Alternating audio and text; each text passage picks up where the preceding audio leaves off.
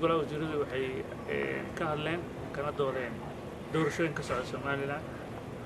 aad iyo aad baa golaha wasiiradu ugu hambaliyeen sida nabadda ay doorashooyinkaas u dhaceen iyo ololihii doorashada sida loogu soo bambaxay shacabka deegaanadaas uga qayb qaateen oo weliba loo arkay inay doorashooyinka wadamada galbeedka qaarkood ay ka sii sareeyeen marka guul u soo hoyatay ummadda Soomaaliyeed iyo Soomaaliya ayaa arrintaas loo arkay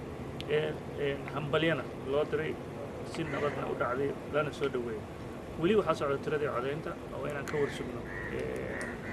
marka la soo saaro go'aanka Soomaaliyana maaragtay qaybaheeda kalena in wax badan laga baran karo oo na tusaysa in Soomaalidu ay runtii samayn karaan arrimo noocaas oo kale ah waxa kaloo iyadana goluhu soo dhaweeyay cid alaal cid ku guuleysatay in la soo dhaweeyay